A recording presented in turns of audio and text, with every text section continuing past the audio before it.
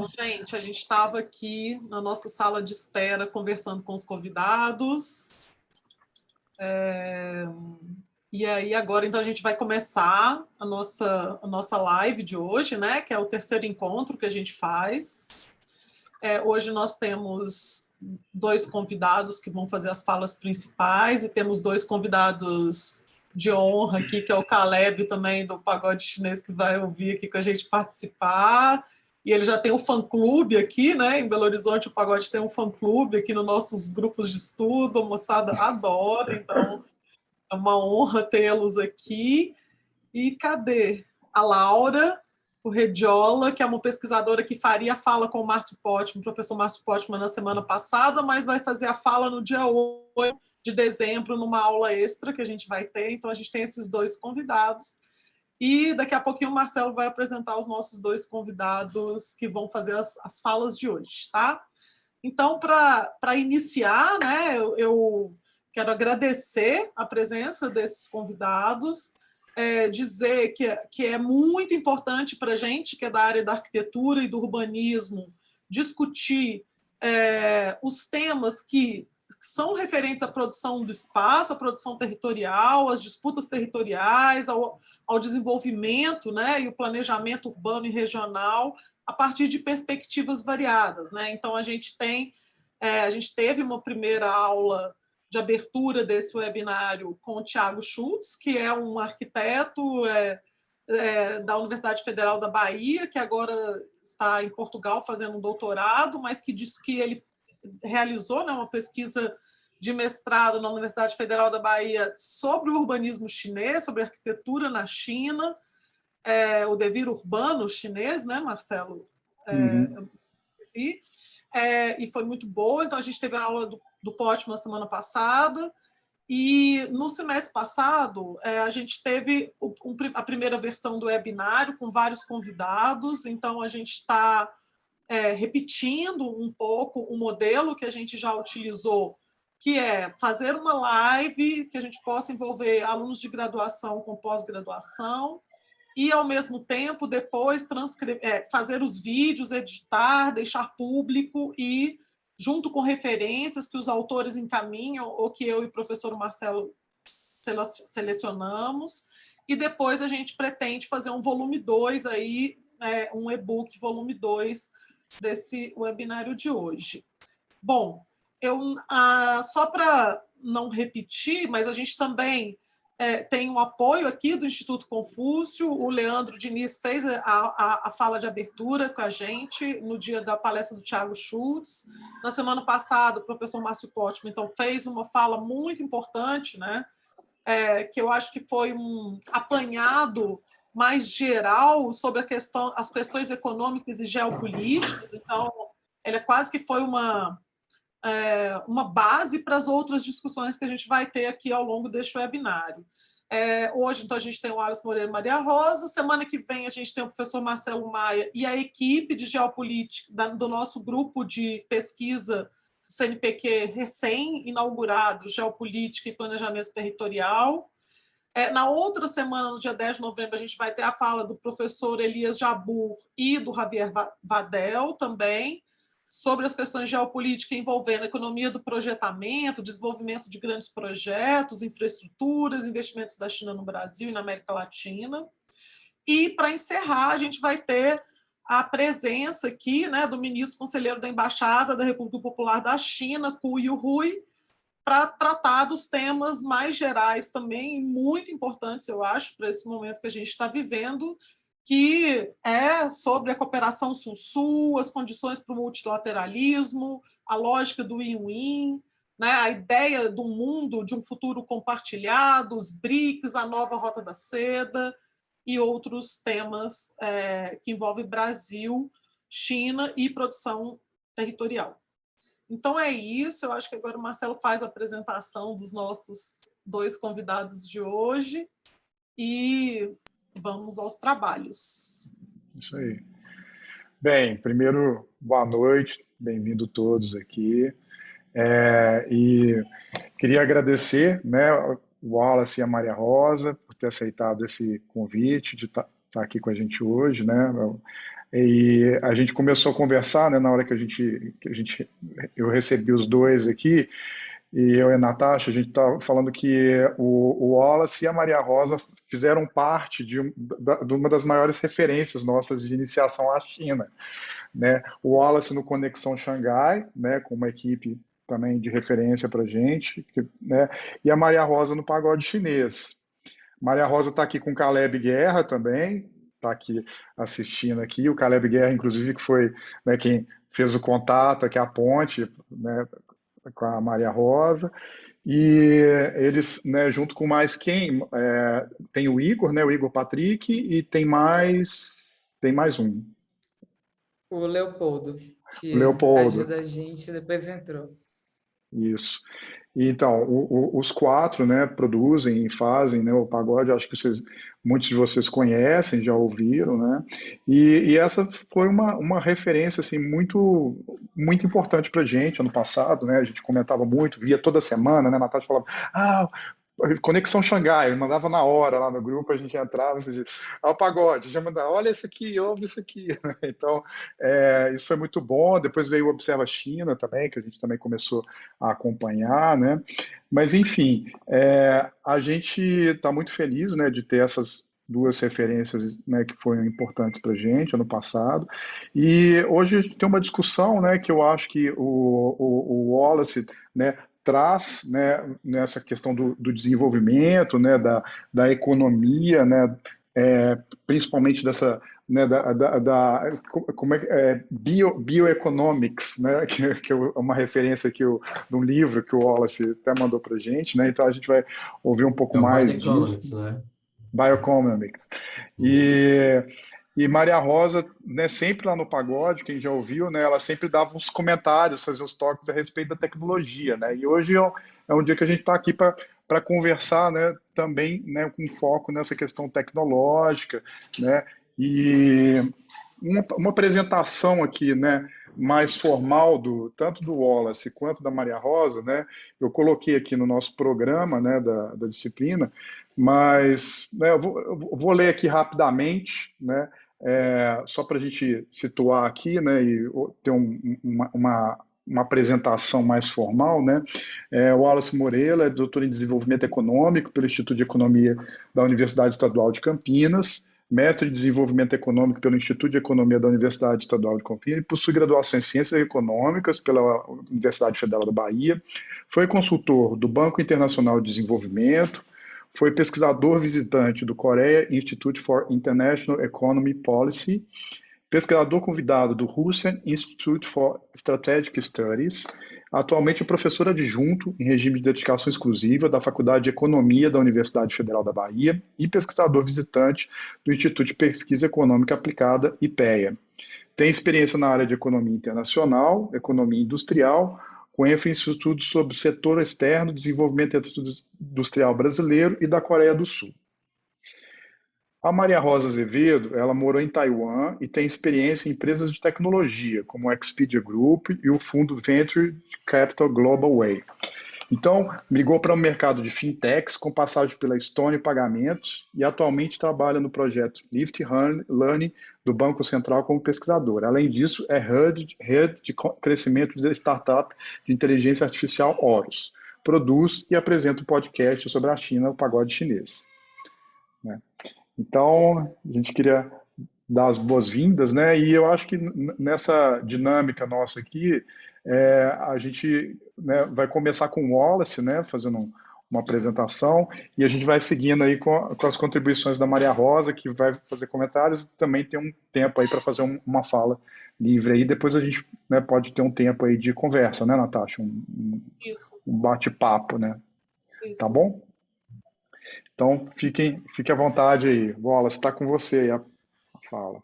Bom, antes de mais nada, quero agradecer a Natasha, ao Marcelo. Para mim é uma honra muito grande dividir aqui esse momento, ainda mais com a Maria Rosa, o Danilo. Eu não conhecia a Maria Rosa e nem o Danilo, então estou conhecendo hoje.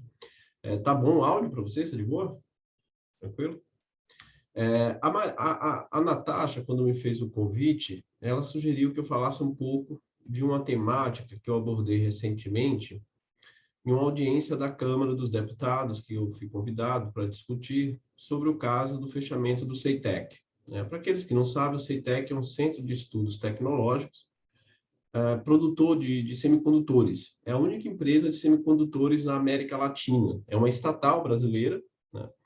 E o governo Bolsonaro está fechando a empresa, né? Decretou o fechamento dela.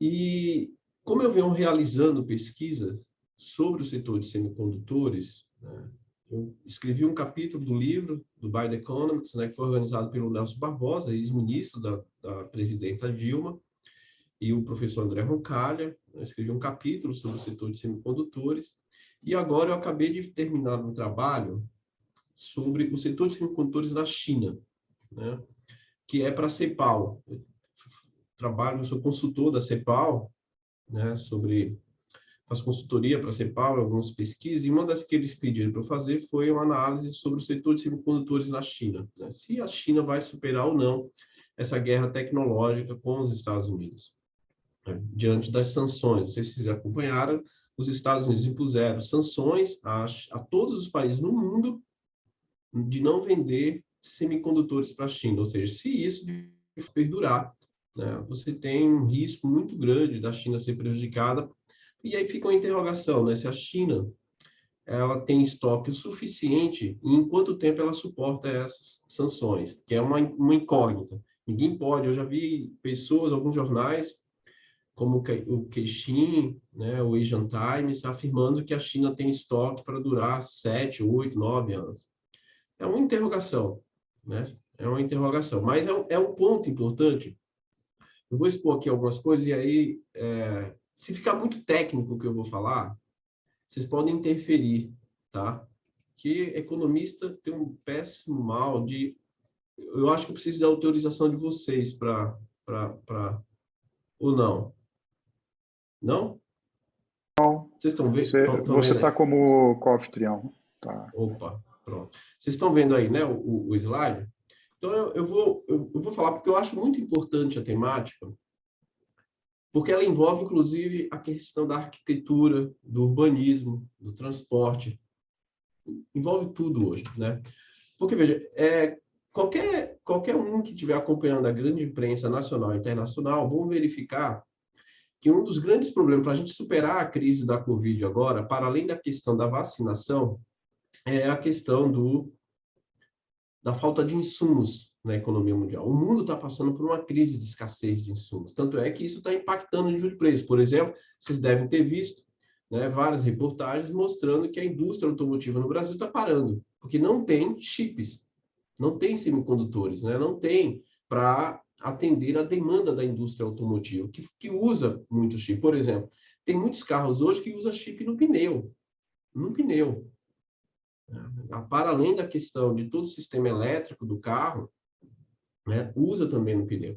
E isso está associado, vocês podem observar, a um processo de expansão do mercado de semicondutores brutal. Isso aqui é uma curva do faturamento do mercado mundial de semicondutores até 2020, que chega a 436 bilhões de dólares, né?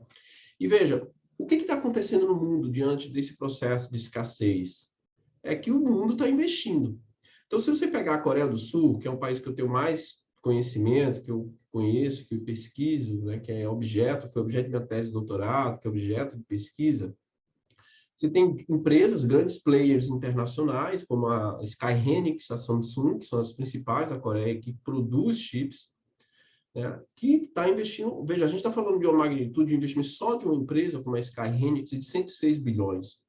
O governo sul-coreano ele criou um orçamento agora de 450 bilhões de dólares para investir no setor de semicondutores. A Intel, nos Estados Unidos, ela anunciou um investimento de 20 bilhões para a construção de uma fábrica, só de uma fábrica no Arizona, como resultado do Plano Biden. O Plano Biden tem 52 bilhões de subsídios e incentivos para o desenvolvimento da indústria de semicondutores. E a China... A China é um negócio extraordinário. A China já anunciou um plano de 1 trilhão e 700 bilhões de dólares para os próximos 10 anos para desenvolver ou consolidar o desenvolvimento de semicondutores, né? Taiwan, a Alemanha, ou seja, o mundo está investindo. Isso aqui é uma tabela do BCG, né, do BCG, que é um dos principais centros de estudos do setor de semicondutores no mundo, em que eles mostram que em todo o mundo, Japão, Estados Unidos, Coreia, Taiwan, Singapura, a Ásia, né, usa subsídios, incentivos fiscais para estimular o investimento. Por uma questão básica, a gente está falando de inovação. Nenhuma empresa e ninguém investe em inovação se não tiver subsídio, porque o investimento é muito arriscado. Eu corro sério risco de fazer o investimento e não ter o retorno no curto prazo, principalmente no curto prazo, porque até você criar uma inovação, tanto do ponto de vista de processo, como também do ponto de vista de produto, demanda tempo. E pode ser que ele não tenha a inserção no mercado, ou seja, você faz um investimento em inovação, por exemplo, uma coisa que eu sempre uso com os meus alunos para falar do investimento em inovação é o netbook, né? Aqueles pequenininhos, aqueles computadores, aqueles notebook pequenos, eles não vingaram. O Blu-ray também é outra coisa. Aquilo foi um investimento pesado em inovação e não vingaram, ou seja, as empresas fizeram seus investimentos e não tiveram o retorno esperado. Mas veja que esse risco, ele é presente quando a gente fala de inovação. Então, por exemplo, nos Estados Unidos, o governo ele subsidia, né? Se você chegar a investir 100 bilhões, ele vai subsidiar e incentivar em torno de 15%. No Japão, 15%, na Coreia, 25% a 30%, no Taiwan, que é um outro país muito relevante no setor de semicondutores, 25% a 30%, né? E a China vai de 30% a 40%. E o mundo está brigando por isso. Quando você pega onde que os semicondutores é usado, você tem aqui no sistema de comunicação, computadores, consumo, automotivo, né? O mundo está usando. E aqui você tem os principais players internacionais, os principais fabricantes internacionais. Esse setor ele é muito importante porque é um setor altamente intensivo em P&D, né? É o setor mais intensivo em P&D no mundo, em pesquisa e desenvolvimento e investimento em capital, em tecnologia, né? Isso aqui é um investimento com proporção da receita. Então, como proporção de receita, os semicondutores é um setor altamente intensivo em tecnologia, o que significa dizer que o seu desenvolvimento necessita de um fortalecimento muito forte do Sistema Nacional de Inovação, das universidades, dos institutos de pesquisas, das empresas e do governo. Quando você pega a realidade brasileira, para a gente saber onde é que a gente está nesse cenário, isso aqui é o déficit na balança comercial de eletrônicos no Brasil. A curva laranjinha aqui é o que a gente importa, o que a gente compra do mundo. E a curva cinza é o que a gente exporta. Ou, perdão, azul é o que a gente exporta. Então, vocês podem perceber que a linha laranja de importação é muito maior do que a linha, né, azul, né? Estão bem distantes aqui, que é a exportação. E por que isso? Porque nós não temos uma indústria de eletroeletrônicos suficiente para atender essa demanda. E vocês percebam uma coisa, de 2009 a 2013, mais ou menos, é quando ainda a gente estava apresentando um crescimento econômico considerável, né? E isso fez com que a indústria reaquecesse, precisando muito de semicondutores. Então, importa muito, e o déficit na balança comercial, que é a linha cinza, ele também aumenta muito. Então, vocês percebam que, veja, o setor de semicondutores, ele corresponde hoje a quase 15% do déficit na balança comercial, mas já chegou a 20% em relação à indústria de eletroeletrônico. E aí, pensando nisso, o que foi que nós tivemos nos últimos anos no Brasil? Políticas econômicas, industriais, de inovação, para tentar fortalecer o setor de semicondutores. Por que isso? Porque o Brasil, uma sétima economia até então, na época, a sétima economia do mundo, em termos de PIB, não tinha um setor de semicondutores desenvolvidos, dependente profundamente do mercado internacional.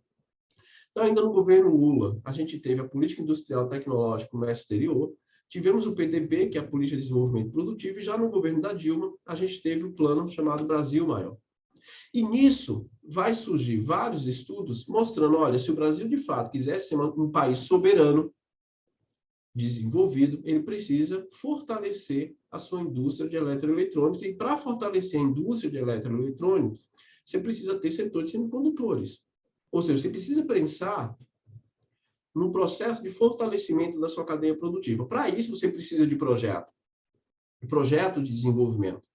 Nenhum país no mundo se desenvolve sem projeto. A China, quando a gente fala da China, a gente lembra dos planos quinquenais. O último agora, que é de um processo brutal de transformação do país, que é o 14º Plano Quinquenal. além do Made in China, que é até 2025, né, que foi lançado em 2015, com metas estabelecidas e um programa de transformação do país de até 2025. E, para além disso, você tem também o chamado Dual Circulation Strategy, né, que é um programa do governo chinês inserido no 14º Plano Quinquenal, que tem como finalidade fortalecer a indústria, a inovação e o mercado interno. A China, a gente está falando de um mercado de 1 bilhão e 400 milhões de pessoas. A gente está falando de um país que tirou 800 milhões de pessoas da pobreza extrema. A gente está falando de um país que tem uma classe média de 410, 20 milhões de pessoas, ou seja, quase 2 Brasis. E quando a gente pega a experiência asiática, todos esses países têm projetos. Então, eu estou citando isso aqui porque foi muito importante nos governos do PT, com todas as críticas que possamos fazer, mas é importante reconhecer os méritos, de que nós voltamos a pensar em políticas de Estado, de desenvolvimento, nos governos do PT. E essas políticas, a PITS, o PDP, o PBBM, que é o Plano Brasil Maior, eram projetos, políticas de pensar o país, né, em como tornar esse país mais soberano e não ficar dependente. E aí, partiu-se de um diagnóstico e diz, olha, o que a gente está identificando no Brasil? Que quando você pega a indústria de eletroeletrônica, e por que eles citam a indústria de eletroeletrônica? Porque você está vindo ali de um processo de transformação das estruturas produtivas no mundo, em que a indústria de eletroeletrônica se torna um elemento central, fundamental, desde os anos 80.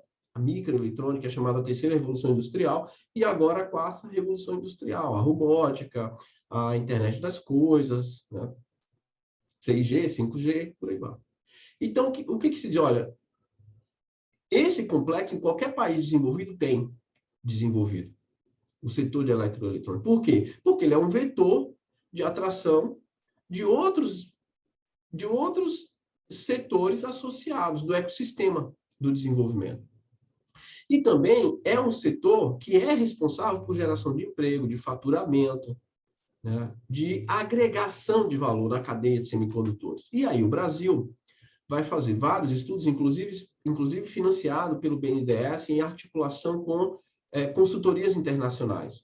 E o que o estudo do BNDES vai mostrar? Que na experiência internacional mais recente, né, todos os países que tiveram um processo de desenvolvimento de circuito integrado, né, eles tiveram que ter políticas, projetos agressivos de incentivos à implantação de fabricantes. Como eu mostrei para vocês inicialmente, todo mundo subsidia, incentiva. Para além disso, é um setor que tem um elevado custo de investimento quanto dos requisitos mínimos de infraestrutura física, né, e de capacitação de recursos humanos. Ou seja, desenvolver o setor de semicondutores necessita de um investimento, por ser intensivo em capital e em P&D, tanto do ponto de vista de infraestrutura, de tecnologia, como também de formação de capital humano, de desenvolver, eu não gosto do termo de capital humano, eu prefiro força de trabalho especializada, altamente qualificado. Para você pegar um engenheiro que trabalha na fronteira do setor de semicondutores, pegando aí, somando graduação, mestrado, doutorado, no mínimo 10 anos, fora o período que ele tem que ficar fora do país para acelerar a sua curva de aprendizagem, né? Para entender como é que se faz isso no mundo. E o terceiro ponto é que em todos os países no mundo adotam subsídios e incentivos. E um ponto importante, o setor de semicondutores, o processo de maturação do investimento, o que eu quero dizer com isso? Que você investe em uma empresa de semicondutores, o retorno é no mínimo de 15 a 20 anos. Mínimo, 15 a 20 anos. Então, você não espere que você vai... Não é igual uma padaria, um boteco de esquina de rua, que você abriu ali uma coisa e acha que vai esperar o resultado em poucos meses. Não é isso. Inovação, o investimento dele, para além de arriscado, o retorno futuro é de longo prazo, né? E aí, veja, no Brasil nós já tínhamos leis de Estado, e é importante a gente ter clareza e diferenciar muito isso.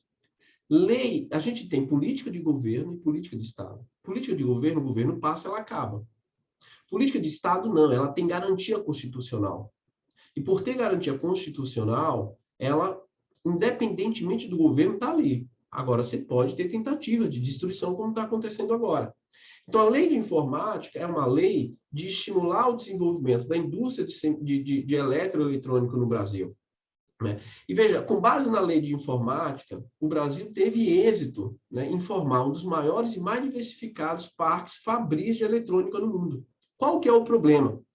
Que ele é concentrado na etapa de montagem final. O que eu quero dizer com isso? Que esse setor produtivo, geralmente, ele tem uma limitação. Qual que é? Ele compra montagem de kits, né, que são equipamentos, e monta aqui.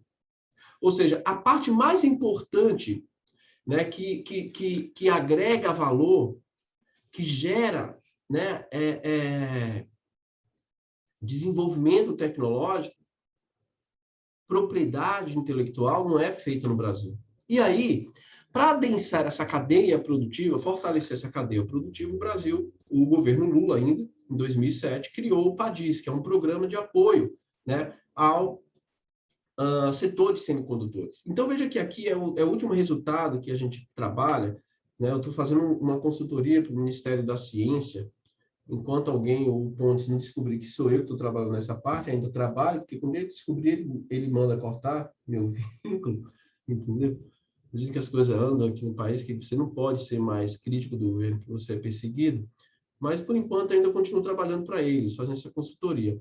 Quando a gente pega o faturamento dessas empresas, percebo que, em 2011, ela foi de 336 milhões e chegou a 3 bilhões de reais. Né? O investimento em PDI, em pesquisa e desenvolvimento, sai de 12 milhões para 102 milhões. Ou seja, a gente tem um investimento com proporção do faturamento em P&D de 5%, 6% alterando. O que isso aponta para um resultado positivo do PADIS. E por que isso é importante?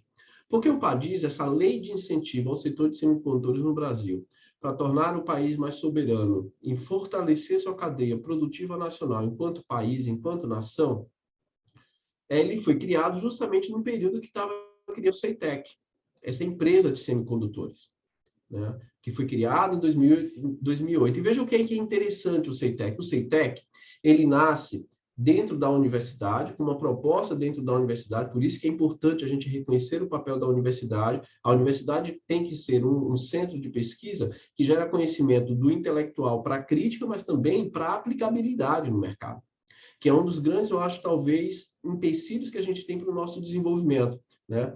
Eu acho que, por exemplo, o caso da Coreia, o caso da China, e a China está superando isso, é como aproximar empresa e universidade. Eu acho que esse é um ponto delicado para a gente, na minha perspectiva, porque a universidade sempre foi pensada como um espaço elitizado de pensar. E, geralmente, como era um espaço elitizado de uma minoria, essa minoria via o chão de fábrica com preconceito, que é coisa de trabalhador comum. E isso distanciou muito a universidade do mercado, das empresas. E isso não significa privatizar espaço público, é pensar a universidade enquanto uma instituição estratégica no processo de inovação, no desenvolvimento econômico. E isso também faz parte de uma perspectiva de projeto de nação, né? Isso é muito importante. Então, veja, o CEITEC, ele teve o suporte do Estado, governo, da universidade para atuar no mercado, enquanto empresa estratégica que promoveria ali um aprofundamento da cadeia produtiva de eletroeletrônico, né? E, desde então, obviamente que no curto prazo, o CEITEC tem prejuízo, porque é uma empresa que nascente, que a gente chama, né? Que exige ali um processo de formação, de investimento pesado, ou seja, o investimento inicial é muito forte.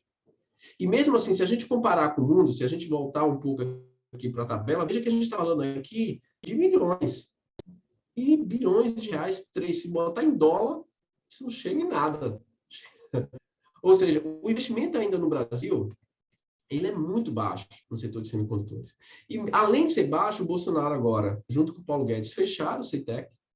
Para além de fechar a CEITEC, eles estão querendo acabar com a lei de incentivos, com o PADIS, mesmo com esses resultados que eu estou mostrando para vocês. E aí, veja, qual que é o problema disso? Que a gente tem, eu estou caminhando já para o final aqui, estou tentando ser mais sintético possível, mas depois a gente pode abrir para as perguntas. A gente está surgindo a ideia do que é a indústria 4.0, de uma nova fronteira tecnológica. E a indústria 4.0, ela é algo real. Por exemplo, segundo a UNCTAD, né, em 2018, a gente teve um volume de negócios só com essas tecnologias, drones, equipamentos para energia solar, Big Data, internet das coisas, né, em torno de 350 bilhões, e a projeção para 2025 é de 3 trilhões e 200 bilhões. Isso, numa perspectiva de inovação, nós chamamos de janela de oportunidade. Por quê? Porque todas essas tecnologias, quando surgem, elas causam rupturas, que promovem oportunidades para que os países que têm capacidades tecnológicas construídas invistam e ganhem. E no Brasil nós temos essas capacidades construídas, né? Nós temos, por exemplo, a CEITEC, o CEITEC é uma capacidade construída.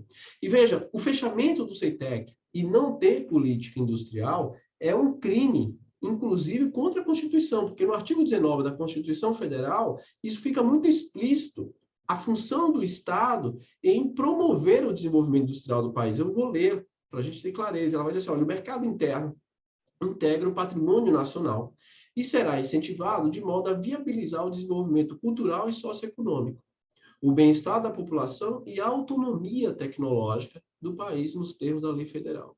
Ou seja, buscar autonomia tecnológica para não ficar dependente de outras nações é constitucional. E segue, parágrafo único, o Estado estimulará a formação e fortalecimento de inovação nas empresas, bem como nos demais entes públicos ou privados, a constituição e a manutenção de parques e polos tecnológicos e de demais ambientes promotores da inovação, a atuação dos inventores independentes e a criação, a absorção, difusão e transferência de tecnologia. Ou seja, é função do Estado estimular, investir, fomentar a pesquisa e a ciência. E ao contrário disso, né? Ao contrário disso, o que nós estamos vivenciando agora é um corte brutal no Ministério da Ciência de 92% dos recursos para a inovação. 92%. A gente está destruindo a ciência no Brasil. E destruindo a ciência no Brasil em um momento extremamente delicado, que é quando está surgindo essas novas fronteiras, essas novas tecnologias. Então, veja, não ter projeto de nação é algo criminoso. Né? Para finalizar, as minhas experiências nas idas a alguns países asiáticos, até a pandemia, antes da pandemia, eu tive o privilégio de alguns deles, na China, na Coreia, eu fui para a Índia, né? Depois fui à Rússia, para eventos do BRICS.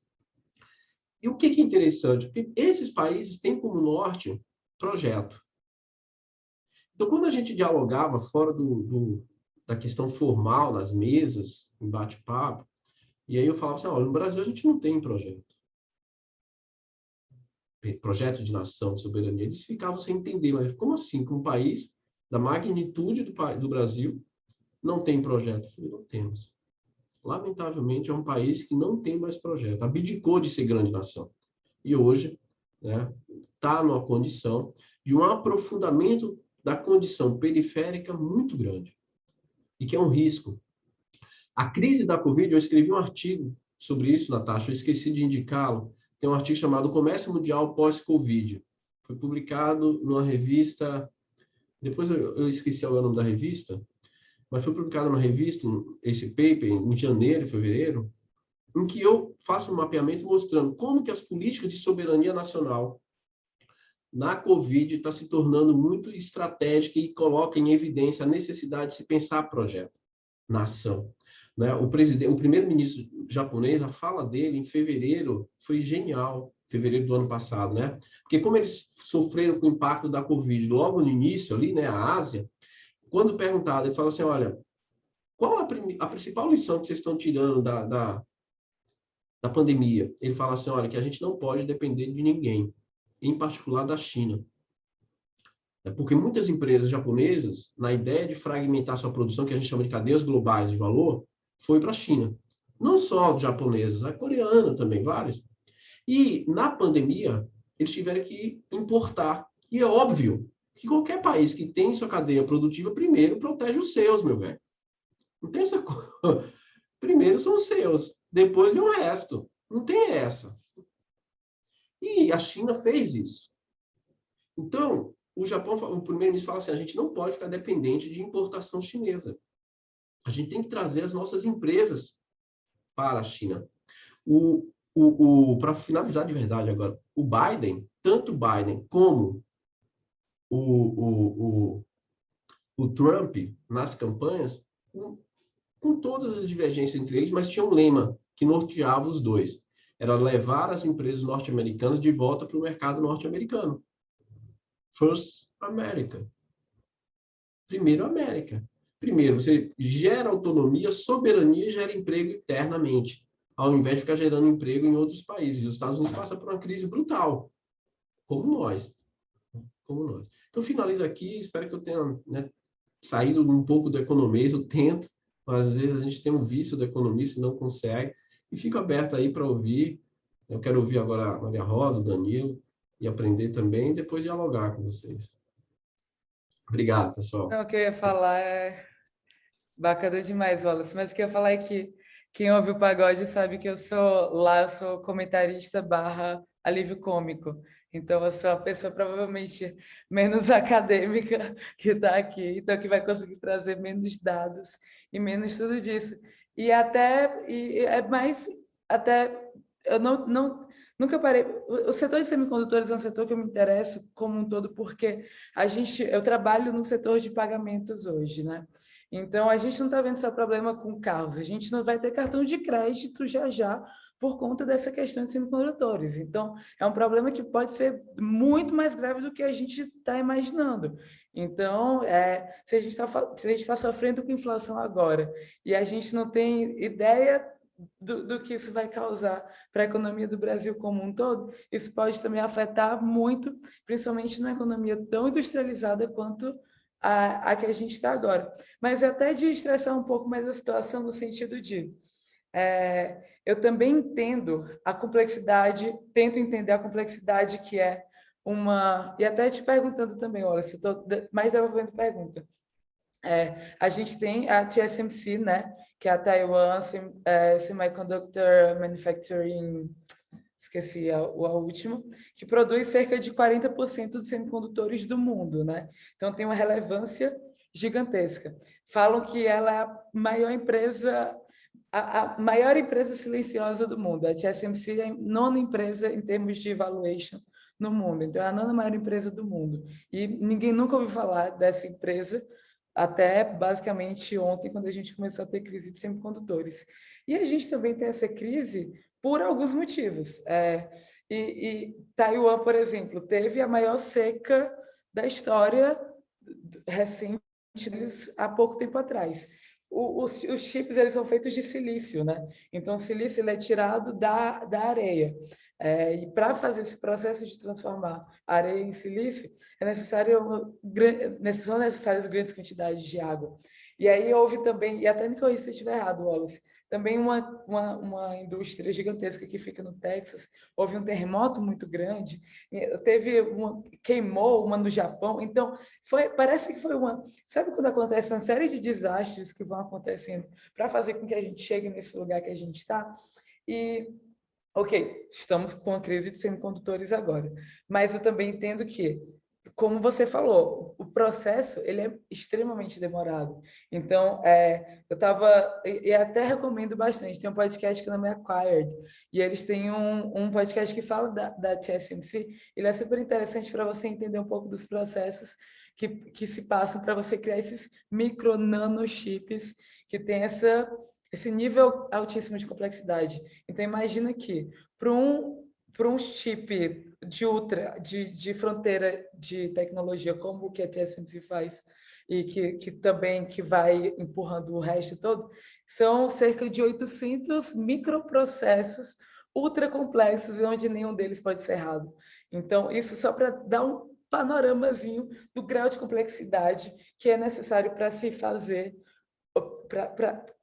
desse primeiro passo, que é dessa cadeia. Depois vai vir toda a cadeia de supply chain, como que isso vai ser entregue, tudo.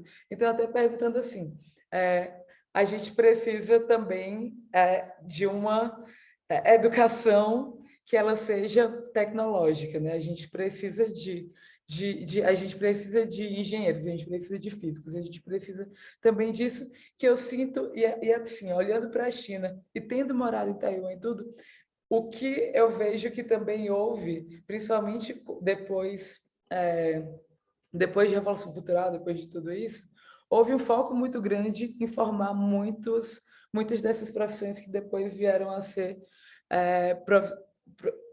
profissões que se tornaram profissões voltados para o mundo de tecnologia, e que isso acaba facilitando. E é algo que eu vejo acontecer pouco no Brasil, o foco está pouco aí. Então, até entender... É isso que eu quis colocar, um pouco destrinchar um pouco desses processos e do tanto de dificuldade que existe, e para saber mesmo a tua opinião, Wallace, é mais para esticar um pouquinho a corda, sabe? Tem uma coisa que é bem interessante, Maria, que você está levantando, está em uma daquelas tabelas que eu mostrei, deixa eu ver, só para mostrar aqui de novo, partilhar com vocês. Vocês estão vendo essa tabelinha aí? Estão vendo? Estou vendo. Pronto. Sim. Isso aqui é o que a gente chama de cadeia produtiva. Porque, veja, a TSMC, né, ela é uma das maiores empresas do mundo. Só que veja aqui em cima, ó, esse azul aqui, tá vendo? 74%, 67%. Isso aqui é o elo mais elevado da cadeia. Ou seja, propriedade intelectual, o core, né? O que significa dizer que ninguém no mundo produz semicondutores sem autorização dos Estados Unidos. É isso que a China está tentando superar. Veja que a China, ela opera aqui, ó, que é o azulzinho, encapsulamento, ou seja, na cadeia produtiva de baixo valor agregado, né? Agora, as empresas asiáticas operam aqui na memória, ó. Tá vendo? Memória, aqui no lógico, muito pouco, ou seja, quem domina a cadeia e quem determina, aqui você tem equipamentos, materiais, fabricação de wafers, né, que aí vem a TSMC, a Samsung, e de fato a TSMC tem um poder, mas qual que é o problema disso? Que quem manda, embora a TSMC manda, são os Estados Unidos. Então, como os Estados Unidos dominam, por exemplo, 50% da receita no mundo de semicondutores é dos Estados Unidos, ou seja, aqueles 426 bilhões, 50% são dos Estados Unidos, por causa desse direito de propriedade. Então, você tem os fabricantes, né, que fabricam, como as empresas asiáticas, mas a propriedade intelectual ainda está sob o domínio dos Estados Unidos. É isso que a China está tentando superar. Por isso que quando os Estados Unidos impuseram as sanções sobre o que os Estados Unidos fizeram, ó, a partir de hoje, foi em setembro isso, do ano passado, ninguém vende semicondutores para a China. E ninguém pode vender. Porque todo mundo que produz precisa de autorização dos Estados Unidos para produzir. A Samsung, a LG, a Hyundai, a Skyhynix, a TSMC, todas elas. E aí tem um ponto interessante da TSMC. Ela foi uma empresa estatal. Foi criada pelo governo, né, no Ministério de Eletroeletrônicos, deles, da ciência. Então, eu acho que tem um ponto que é interessante, que hoje os países vão ter que pensar em como superar essa imposição por parte da quebra do poder norte-americano sobre a cadeia produtiva de setores semicondutores. E não é fácil. Por que não é fácil? Porque o plano Biden, com 50 bilhões jogando pesado ali para fortalecer esse setor, né, vai dificultar a vida de todo mundo. Agora, na minha opinião, esse cenário, porque, veja, é uma questão geopolítica, concorda? Completamente geopolítica. Isso vai ficando claro. Sabe o que eu gosto de dizer, Maria, para os meus alunos de economia internacional, do aula de economia internacional? Vocês querem ver como que livre mercado não existe? Assistam o que está acontecendo agora entre Estados Unidos e China. O que os Estados Unidos estão fazendo com a China é brutal. Aí vocês ficam lendo lá Livre Comércio, no Adam Smith, no David Ricardo, nos manuais de economia, e tudo bonito, mas no livro, porque no mundo real é outra coisa. É um problema muito sério que a gente atravessa nos cursos de economia, é o que os estudantes leem nos livros de manuais de economia, o que é o mundo real. Né? Por exemplo, a crença no discurso do empreendedorismo, isso é lamentável. Né? Porque você distorce o princípio do empreendedorismo schumpeteriano para dizer que todo mundo pode ser empreendedor. Não é verdade. Né? Basta você pegar o índice de morte das empresas no Brasil, que é muito maior do que as que nascem. Principalmente pequenas e médias empresas. Então, você cria o engodo do empreendedorismo, que todo mundo pode ser, né? A ideia da meritocracia, do empreendedorismo, para você simplificar o mundo que é extremamente complexo. Né? Extremamente complexo. O poder tecnológico, ele cria barreiras a outros países, a outras empresas, a outras nações. E aí, você citando o caso da TSMC, eu acho que é muito importante, porque isso é muito claro. Veja que mesmo com a TSMC fabricando, ela não tem e não pode vender para a China. Tanto é que a China está em conflito com Taiwan. Né? Quer dizer, isso é histórico, né? O conflito China-Taiwan. Mas agora, com a questão da China precisando de semicondutores, agora, o que está acontecendo por outro lado? Que muitas empresas, inclusive as coreanas, a Samsung, estão se juntando, se relacionando, inclusive a Intel, até a própria Intel, pressionando o governo norte-americano para suspender, porque aí tem um ponto favorável à China. É o maior mercado mundial de consumo. Quem que vai querer deixar de vender para a China? É o maior mercado consumidor de semicondutores no mundo. Então, assim, quem é que vai querer abdicar desse mercado? Né? Eu sempre falo, para a gente pensar um pouco o Brasil também, que nós temos esse potencial. Óbvio, não na mesma proporção que a China. Nós não temos 1 bilhão e 400 milhões de pessoas. Né? Mas nós somos a quarta, quinta população maior do mundo. E com um mercado interno extraordinário. Eu sempre falo, dentro dos meus debates políticos, que o nosso grande trunfo para o desenvolvimento se chama mercado interno, que nós estamos destruindo aí com o governo Bolsonaro. Né? Hoje saíram os resultados, os indicadores do mercado de trabalho, a massa de rendimento e o rendimento médio dos trabalhadores está caindo, mesmo com o aumento de emprego. Ou seja, o emprego aí, eu entro nesse ponto, Maria, você precisa formar mão de obra qualificada. A forma como se enxerga a universidade é criminosa. E tem um outro ponto que é uma reflexão que eu faço, assim. Nos últimos anos, a expansão do ensino superior no Brasil, pensando nessa questão, Maria, de como, né, a gente está pensando na fronteira tecnológica e uma mão de obra específica, a expansão do ensino superior no Brasil, ela foi pensada em termos articulados de projeto, porque, veja, enquanto eu estava tentando desenvolver setores produtivos estratégicos, os cursos que mais cresceram no Brasil nos últimos anos foram direito, pedagogia e administração. Qual é o elo desses cursos com os projetos de desenvolvimento estruturais na perspectiva de indústria e de inovação? Nenhum, concorda? Nenhum. Se você pegar os países asiáticos, Taiwan, Coreia, China, todos eles focaram em cursos específicos. Veja, não estou aqui dizendo que não são relevantes, mas é pensado de uma forma estratégica, entende? Porque você depende, por exemplo, agora mesmo se tem muito estudo dizendo que para alguns setores a gente pode ter problema de mão de obra se a gente desenvolver. Né? Uma vez eu vi que a China formava mais engenheiros do que o resto do mundo inteiro, tirando a Índia. Exato. Então, é muita gente mesmo. Mas, Alice, eu só queria fazer um parênteses, que no Brasil, eu li há pouco tempo atrás, eu acho que a Maria Rosa pode confirmar a quantidade, o quantitativo, mas no Brasil existem 70 mil vagas esperando por profissionais na área de tecnologia, em pleno momento de desemprego. Então, assim, esse fosso, a gente precisa disso, inclusive até o mercado da educação que fosse, né? Assim, tá focado nisso, e a gente não tem. E eu tenho visto, pelo menos em Belo Horizonte, algumas escolas surgindo, independentes, já com escolas de ensino na área de tecnologia, surgindo, mas já abrindo dentro dessa lógica da fintech, abrindo a sua empresa para as bolsas, com ações, parcerias com as empresas no mundo inteiro. E eu não vejo o Estado pensando nisso, né?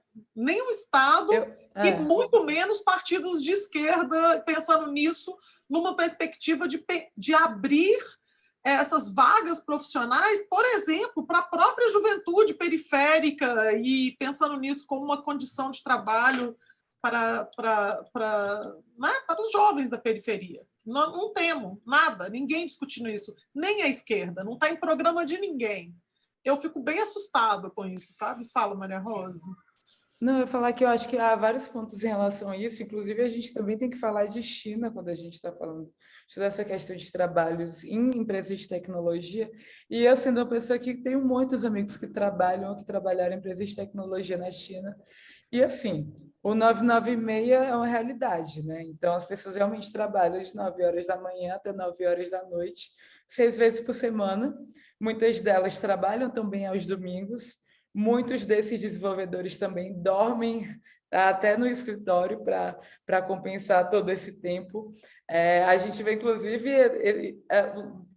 isso é uma das justificativas até para esse decrescimento todo, até de natalidade na China, isso sendo colocado como uma das preocupações, né, também essa questão de trabalho e famílias não sendo geradas porque está todo mundo trabalhando tanto. Então, a que custo também vem esse desenvolvimento tecnológico, né? A que custo o trabalho dessas pessoas todas. E agora outro ponto também complementando isso que tu falou, Natasha, porque é muito verdade. A gente está vivendo, eu trabalhando também em empresas de tecnologia, que tem sido chamado no mundo inteiro de The Great Resignation, né? Porque hoje as pessoas viram que se pode trabalhar de absolutamente qualquer lugar do mundo. E quem está sofrendo com isso? A gente, empresa do Brasil. É startup brasileira que a gente não consegue competir para quem está pagando em euro, para quem está pagando em dólar. E essas pessoas estão pagando, estão contratando desenvolvedor, estão contratando essa galera inteira. Então, tá impossível de contratar. Já era escasso.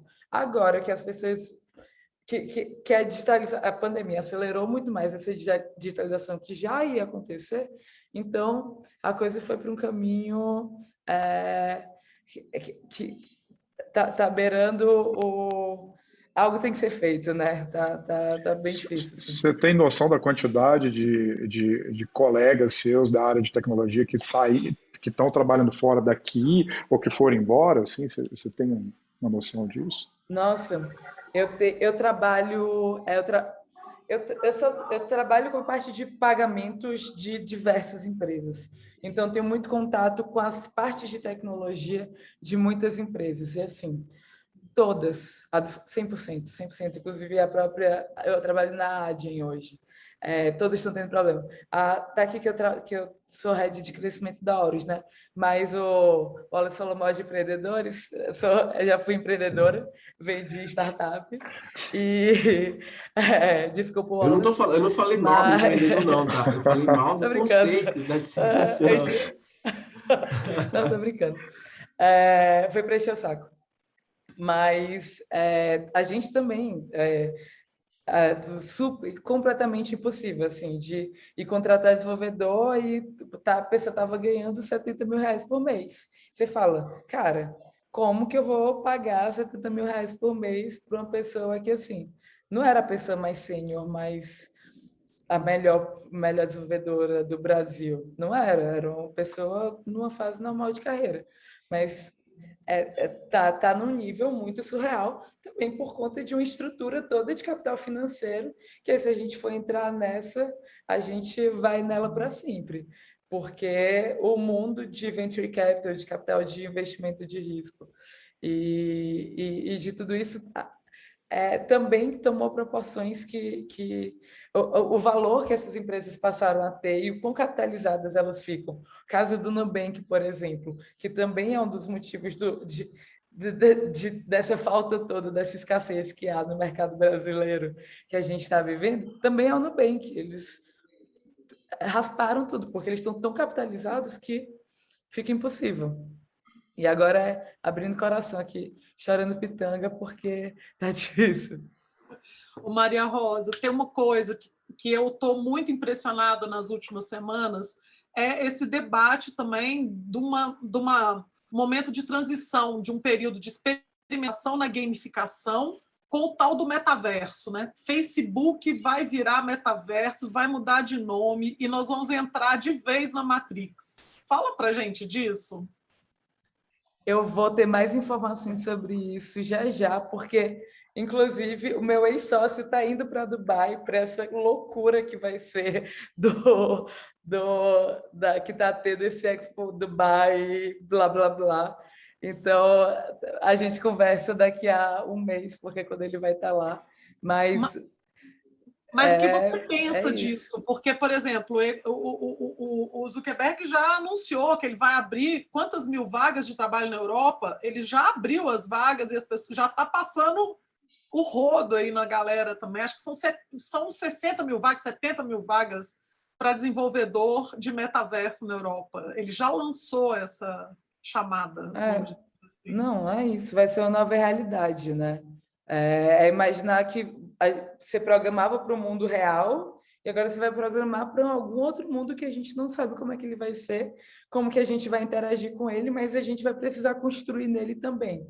Mas a gente, do outro lado, tem o Facebook vivendo ataques como ele nunca viveu antes na história, né? Então, esse vazamento de informação que fala de tráfico de pessoas, que fala de massacre de minorias, que fala de de diversas listas e coisas que aconteciam no Facebook. Inclusive, isso vindo de pessoas que estavam realmente... veio da rede de produtos de lá, que até o que roda dentro desse mundo é que a queda que houve, né, do WhatsApp, do Facebook, foi por conta desse vazamento, então eles quiseram botar notícia para cobrir esse vazamento todo que está acontecendo. Assim, quando eu falei dessa The Great Resignation, é algo que está acontecendo globalmente, principalmente nos Estados Unidos. E é também por um motivo de... As pessoas não querem mais trabalhar nessas big techs, sabe? Tem muita gente saindo de Facebook, saindo de Google, saindo dessas ultra mega corporações, porque não concorda conceitualmente, moralmente, eticamente com o que tem sido feito, sabe? Então...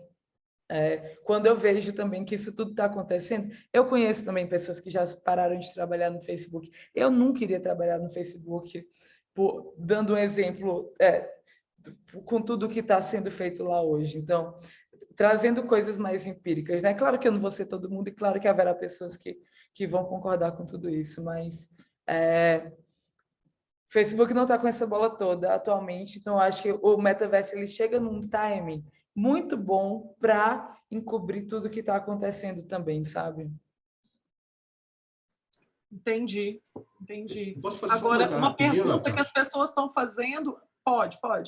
Não, porque você falou de mão de obra, veja, o CETEC, a gente tem 105 engenheiros, todos com doutorados, altamente qualificados, todos foram demitidos, todos foram recontratados, estão sendo contratados por empresas norte-americanas e taiwanesas, no setor de semicondutores. Alguns já estão indo embora. Fuga de cérebro isso. Ou seja, a gente está perdendo capacidades internas que demoramos anos para construir com dinheiro público, porque todos eles tiveram bolsa da CAPES, CNPq, e simplesmente o fechamento do CETEC é você expulsar 105 engenheiros. Né? Então, altamente qualificado, que a Maria está colocando hoje, como eu falei, eu acabei de escrever o trabalho para a China, né? A CEPAL, quando a CEPAL vai autorizar a divulgação, mas aí eu passo para vocês, se vocês tiverem interesse, um dos principais pontos para a China superar essa dependência tecnológica é justamente a questão da formação de mão de obra qualificada para o setor de semicondutores, porque não é trivial formar engenheiros para o setor de semicondutores, é altamente complexo, difícil, tempo, entendeu? A Coreia investiu muito dinheiro, com muitos engenheiros morando nos Estados Unidos para poder acelerar o processo de conhecimento, que a gente chama na literatura jupiteriana curva de aprendizagem, né? Então, o que a Maria está falando é muito importante, né? Porque há uma luta, hoje a China está pagando 30 vezes mais do que paga na Coreia, do que paga nos Estados Unidos, para engenheiros irem embora para a China, pagando fortunas para engenheiros taiwaneses, para morarem lá, para trabalharem para as empresas chinesas, entendeu? E o Wallace até complementando também, porque houve muitos chineses que foram estudar em faculdades americanas, né? Então, o número de chineses ele cresceu exponencialmente estudando nessas Ivy Leagues. Mas o tanto de chineses que voltaram por incentivos também do governo para trabalhar na China também foi muito maior. E essas pessoas não voltavam para a China antigamente. Essas pessoas constituíam família e criavam gerações lá nos Estados Unidos. E agora os incentivos estão muito bons para que essas pessoas voltem, né? Tem um programa específico só para isso, Maria, que eu estava vendo. É de estímulo para que as pessoas saiam e retornem. A China hoje é o país com o maior número de estudantes no mundo, né? Fora da China, estudando. E com um programa especial de estímulo para que eles voltem. Porque esse é o grande risco, né? De você formar pessoas e elas não voltarem. É um risco muito grande quando você faz um investimento pesado na internacionalização do conhecimento do seu país. De você buscar uma formação técnica fora, né, em países que já têm um know-how construído. Então, o risco de ficar lá, por exemplo, nos Estados Unidos, o que a Maria está colocando. O chinês sai, faz uma alta formação, as empresas norte-americanas contratam. Então, o governo chinês agora está indo para cima, com contrapartidas brutais, que ninguém vai oferecer, para eles voltarem para a China e trabalhar. E aí tem uma questão que não é simples, é muito importante, que se chama identidade nacional. Isso é muito importante. Que é, por exemplo, que diferencia muito a Coreia do Sul de muitos países. Sul-coreanos têm uma identidade com o país muito forte. Por exemplo, o Round 6 que está sendo aí amplamente debatido, até fiz uma coluna sobre isso, porque as pessoas não conhecem a Coreia, acabam falando muita bobagem a partir do Round Six, né? Mas eles não gostam do seriado, porque é aquela coisa de, sabe, de filho, ele tem problema, mas ninguém fala, só eu. Então, assim, eles têm problemas, eles não gostam que as pessoas falem dos seus problemas sociais. Todas as vezes que eu vou lá e eu pergunto de algumas problemáticas sociais que eles enfrentam, como, por exemplo, o suicídio, eles não respondem, eu já vi que não é para falar mais sobre isso, então eu não falo mais sobre esse ponto, né? Então, é interessante, porque essa questão da identidade nacional, ela pesa muito, né? Por exemplo, nessa questão de formação de mão de obra no exterior, como a Maria está colocando. Eu acho que a China tem, né? Eu acho que a China está construindo isso e fortalecendo muito isso através do Xi Jinping. Eu posso fazer uma contribuição?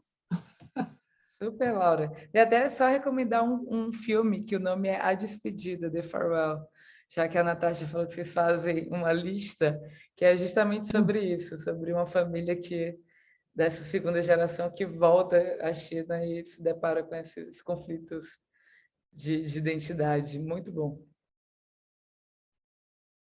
Bom, boa noite a todos e todas. Deixa eu só fazer uma contribuição que tem muito a ver com o meu trabalho, né? Como eu pesquiso a conectografia na China, ou seja, de que forma a China conecta os seus lugares mais remotos, né, aos grandes centros urbanos, e é óbvio que a tecnologia empregada nas ferrovias, né, então é o antagonismo entre o que é o semicondutor e o supercondutor. As tecnologias de supercondutores, que são os que dão a oportunidade dos trens mega leve, né, aqueles que flutuam, e aí você gera muito menos emissão, você consegue alcançar velocidades extraordinárias, e é o que a China fez. Então, eu acho que é uma dica aí, né, para a gente estar falando aí de graduação e pós-graduação, esse paradoxo que a China vive, porque a tecnologia de mega leve e de supercondutores é a China que detém.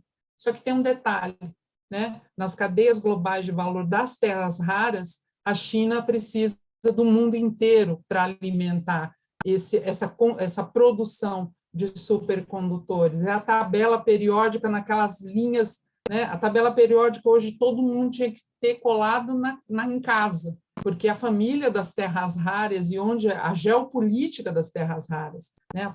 Eu até brinco, eu nem uso muito geopolítica, eu uso a política do geo, né? Onde a terra, onde o espaço geográfico tem valor com relação às terras raras. E a China, o programa espacial chinês, tem a ver com a mineração de asteroides por conta das terras raras. Então, não imaginem que levar pessoas para a estação espacial necessariamente é uma corrida ou, né, disputa. Não, é para tentar imaginar como que se aplica isso lá fora. Inclusive na Antártida, a mesma coisa. E só mais um detalhe com relação a essa diáspora, né, que a gente está vivendo, e tem uma matéria espetacular na revista Piauí desse mês, eu acho que é do começo de outubro ou é na de setembro, justamente das diásporas dos cérebros brasileiros, que você tem, né, um desencontro entre a política de não projetamento, inclusive quando o Elias Jabbour vier falar, é exatamente disso que a teoria dele fala, é o não projetamento, é o não perceber que a futura geração, que essa geração em que eu me incluo, do meio século, não tem essa capacidade de absorver conhecimento a ponto de trabalhar numa fintech, né? Muito mais, eu malimar dou conta de salvar as coisas na minha nuvem do Google. Então, quem é essa geração que está ficando obsoleta? A obsolescência do humano. E no Brasil a gente já vai ter um problema, porque nós vamos ter a obsolescência dos meio-século e a obsolescência dos INTA, né? O povo de 30 anos daqui a pouco também não tem essa capacidade, porque não foi formado para. Né? E quando você vê, por exemplo, a USP, eu participo do grupo do IEA, de Inteligência Artificial Aplicada às Humanidades. Eu estudo a inteligência artificial aplicada à questão energética. Lançaram um edital para pós-doc, R$ 7.800, Bolsa FAPESP, o Dória bancando isso, né? Muito, que a Unicamp e a USP tem todo o dinheiro do planeta, que eles quiserem, né? Quase uma microchina. O Estado de São Paulo hoje tem isso, é uma disputa de poder, é um vácuo de poder que ele está ocupando financiando ciência e tecnologia. Então, R$ 7.800, 20 vagas, não tiveram candidatos. Por quê? Porque as pessoas não precisavam vir, não era presencial, era simplesmente um ano de bolsa. As pessoas ligaram para o departamento para perguntar, é $7.800 ou R$ 7.800? Não, eu estou indo para os Estados Unidos, eu estou indo para a China ganhar 20 mil para fazer um pós-doc. Então, juntando a matéria da Piauí com a realidade, né, o encerramento do CEITEC, tem a escola, a estrutura incrível que foi construída em Manaus para fazer uma universidade de biotecnologia, um centro de biotecnologia que nunca teve um CNPJ. O negócio foi construído, nunca ninguém pensou em tirar o CNPJ para as empresas poderem fazer doação para o negócio se desenvolver. Então, assim, é tanta sandice, é tanta coisa absurda. E aí, só para fechar, são os números do 19º, né, relato, do Congresso do Plano do Partido Comunista Chinês, que aconteceu há 4 anos atrás, né? Então, o que foi definido? A tecnologia verde. Então, eles estão sempre um passo além do contexto da humanidade. Então, era Trump começando, né, na sua gestão, eles definiram que são 10 empresas líderes em inovação tecnológica verde, né? Com a produção, nossas empresas têm a obrigação de produzir 50 bilhões de ienes ano, né? Eu estou até lendo a cola aqui. Eles têm a apoiar 100 empresas para criar um Centro Nacional de Inovação Tecnológica Verde, encontrar e apoiar 1.000 empresas de inovação tecnológica verde, estimular a vitalidade da inovação tecnológica verde, criar uma base de talentos e recursos humanos nas universidades em tecnologia verde. Então, quando a gente para se perguntar, Xi Jinping diz que em 2060 neutraliza carbono, e aí eu parava, gente, que dinheiro do mundo esse homem vai precisar para isso? Se bem que ele vai estar tão velhinho, e eu também, não sei se a gente vai estar aí para ver se rolou. Mas tem um pequeno detalhe. Se fala, o compromisso passa para o próximo, né? Então, eu acho que não tem só a ver com recurso financeiro, tem a ver com recurso humano. E aí você pensa, se eles dominam supercondutores, eles são dos poucos países que estão estudando a fusão nuclear, em que na hora que aquele negócio girar, vai ser energia para sempre, nunca mais para. Eu acho que é sempre olhar para a China com outros olhos. A gente tem que ser distópico, sim, quando a gente faz perguntas de pesquisa para a China.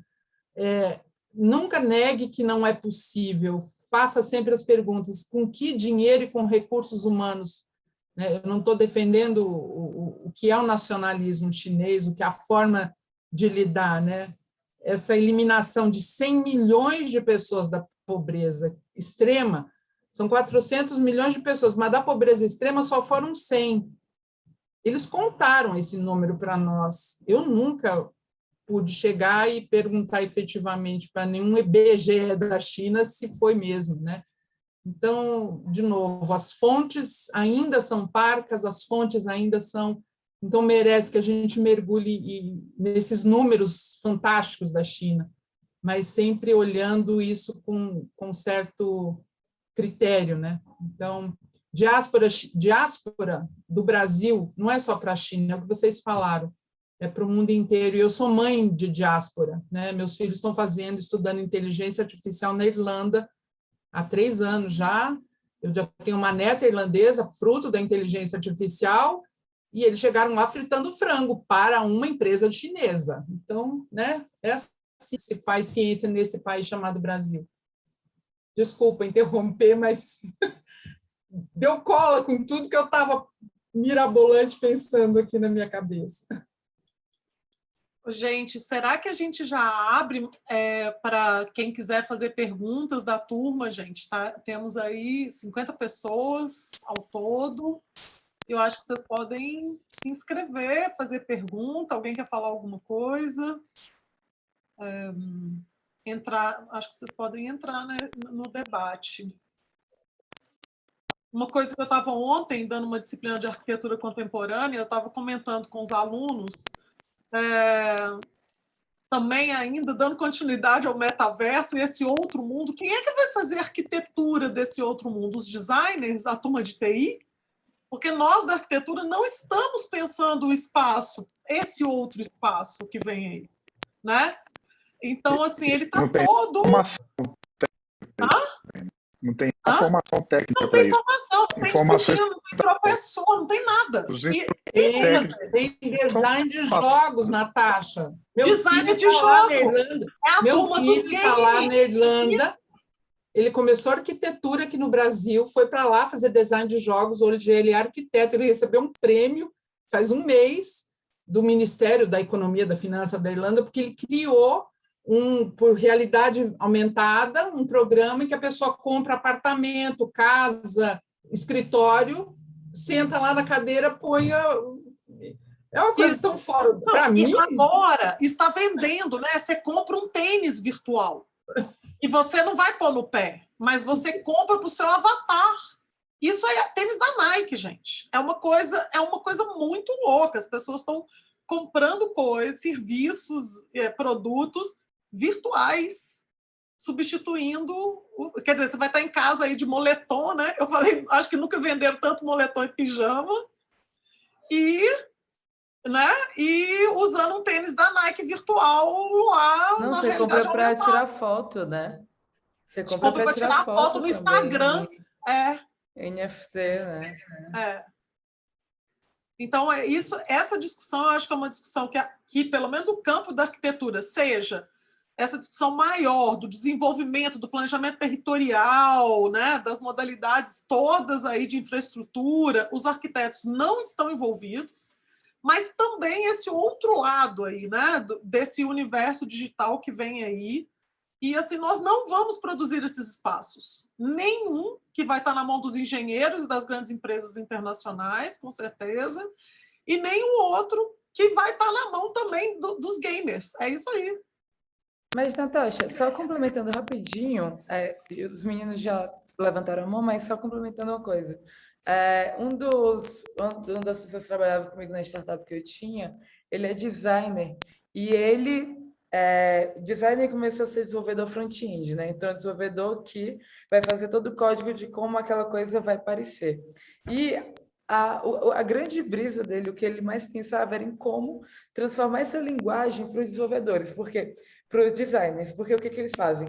Cara, aqui é a fonte que eu quero, aqui é meu mood board, faça aí você desenvolvedor. Então, como fazer com que exista uma linguagem, uma linguagem única entre desenvolvedores e designers, assim. Esse era muito o que ele tentava fazer, e ele queria abrir uma empresa relacionada a isso, e ele falava com muitas pessoas. Ele é cearense, eu sou piauiense, mas morei muito tempo no Ceará, e ele é cearense.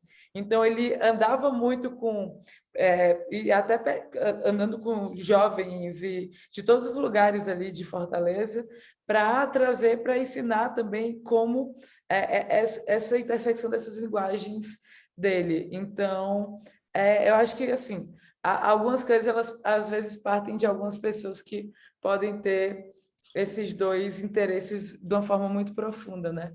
Então... Maria Rosa, você está falando isso? Pode falar. É maravilhoso, porque o Danilo, que levantou a mão para falar, a gente trabalha num projeto que se chama Plataforma Brumadinho, que é uma plataforma que a gente fez para o juízo, e a gente ainda está trabalhando nela por causa do acidente, na verdade, desastre e crime de Brumadinho. E a gente trabalha exatamente com isso, com o pessoal da computação, com a turma da programação. Então, tem uma equipe que trabalha com a gente em plataformas há algum tempo. E um designer também. Então, assim, a gente foi virando uma equipe e aprendendo as linguagens, né? Porque a gente criou, assim, glossário para conversar, porque é uma coisa que a gente fala. E o nosso grupo, em geral, é deleuziano, né? A gente adora o Deleuze. Então, a gente conversa com eles. E as palavras, os termos, os conceitos são bastante correspondentes, sabe? É muito interessante. Tem sido muito interessante, né, Danilo? Você levantou a mão, acho que eu já vou abrir para você dar continuidade. Que timing, né? Sim, não, é muito impressionante a conversa entre esses dois mundos, assim. E eu queria falar sobre os jogos que a Laura comentou, que eu acho que é muito interessante, que Na verdade, formular dois pensamentos que se conectam e viram perguntas. Um é sobre os jogos, como que os jogos, eles, primeiro, se tornaram uma indústria multibilionária, né, muito rica. Eu lembro lá em 2005, sei lá, quando lançou GTA, e aí aquilo foi o produto de mídia mais vendido do mundo, que rendeu 5 bilhões na época de dólares, e era uma coisa absurda, assim, mais do que os filmes da Marvel e tudo mais. E aí, como que recentemente a China tem entrado no mercado de games, né? O Genshin Impact, que é um jogo que tem tido muita adesão e tudo mais, que não só é um mercado muito rico em dinheiro, mas que exerce um soft power muito grande no mundo, né? Assim, você conta histórias, você cria narrativas, né? Então você tem lá um dos jogos mais vendidos do mundo é um jogo sobre a dinastia Tang. Então assim é um jogo muito importante para falar da história da China, que vai trazer as narrativas. E a Coreia traz isso do soft power como instrumento narrativo da própria Coreia há muitos anos, né? E aí eu queria linkar com um outro pensamento, que é o seguinte: o João Paulo e a Marina estamos escrevendo um artigo sobre Xangai, e nesse artigo a gente identifica que Xangai faz parte entre a segunda e a terceira onda das zonas especiais chinesas, né? E como que a primeira onda das zonas especiais ali com Xiamen, depois, enfim, as três ondas foram criando modos de industrialização distintos até que chega em Xangai, e Xangai em 1990, logo depois de 89, que a China tem uma crise meio profunda, assim, e para sair da China, criação de Xangai como polo financeiro, como um polo de setor terciário, né, da indústria. Então, assim, a coisa tem um tempo. Xangai, a questão financeira entra muito forte no momento certo para a China. Então, eles estavam desenvolvendo a indústria e, quando precisaram, desenvolveram esse setor financeiro forte, começaram a desenvolver, né, para dar frutos lá na década de 2000. E aí eu queria saber, voltando tanto para o Wallace quanto para a Maria Rosa, qual que é o momento desse soft power?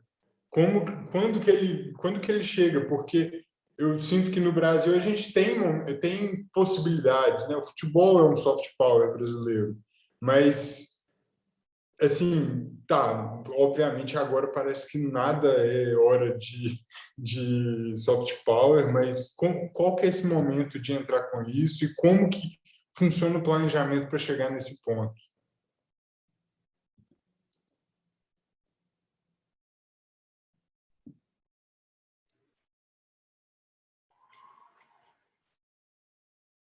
Danilo, essa é uma pergunta para o Wallace, para a Maria Rosa, uma questão... É uma pergunta, né? Desculpa, foi muito grande, mas porque essa construção, tipo assim, no urbanismo a gente tem um tempo, e como é que é na questão financeira, como que a gente como que constrói soft power dessa forma, e que horas que a gente faz isso? Porque a gente precisa desenvolver, né? Industrialmente.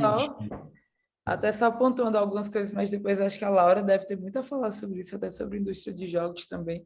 Mas só vou botar aqui algumas coisas que eu acho também antes. Sobre essa questão de soft power, se tu tivesse me perguntado há um ano atrás, a minha resposta seria completamente diferente da minha resposta hoje. Assim. Eu acho que mudou muita coisa. Antes, falando um pouquinho da indústria de games, durante a pandemia foi até muito maluco também ver o tanto de gente do cinema, de efeitos visuais, tudo que foi perdido para a indústria de cinema, para a Tencent, para empresas, e muitas, a maioria delas, maiores empresas chinesas, né? Então, o mercado do audiovisual perdeu muito por conta desse grande crescimento do mercado de jogos. Acho que esse é um ponto que vale muito a gente comentar.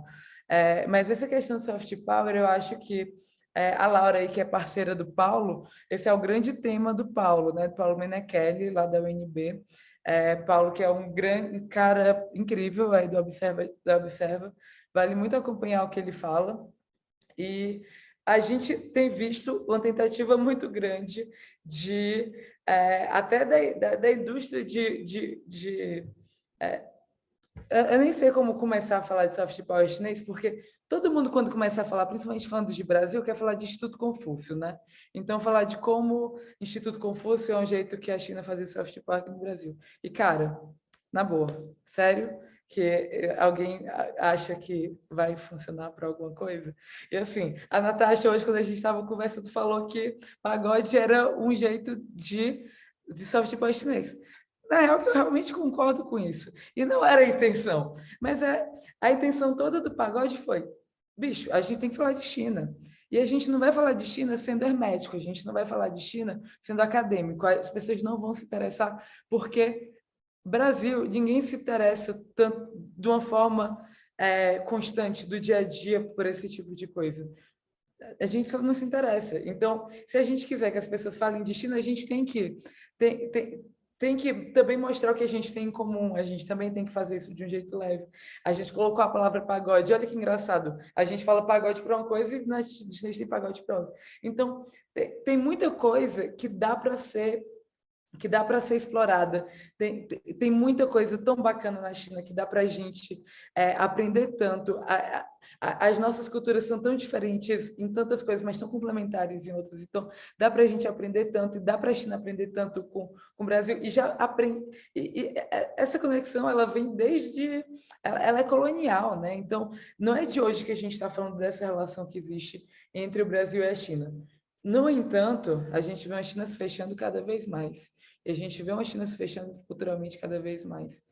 E isso até me preocupa também como uma pessoa que gosta de falar de China, que gosta de estudar China, porque para onde isso vai, sabe? Como que isso vai se desenvolver? O que vai sair? Por exemplo, a última rede social que estava na China era o LinkedIn. O LinkedIn saiu tem 2 semanas também, por conta dessa questão de como que eles iriam moderar conteúdo lá dentro também. Então, Hollywood agora fez o filme da Marvel, Shang-Chi, falando de China. E todo mundo que estuda a China elogiou muito o filme. O filme ele realmente é muito... não sei se alguém vai discordar de mim, mas tudo que eu li foi realmente muito positivo. Mas foi um filme que não entrou na China, porque Hollywood está tentando muito conseguir agradar e ter o mercado chinês, mas a China falou, cara, não quero mais dar meu mercado para vocês. Resumindo muito, muito, muito.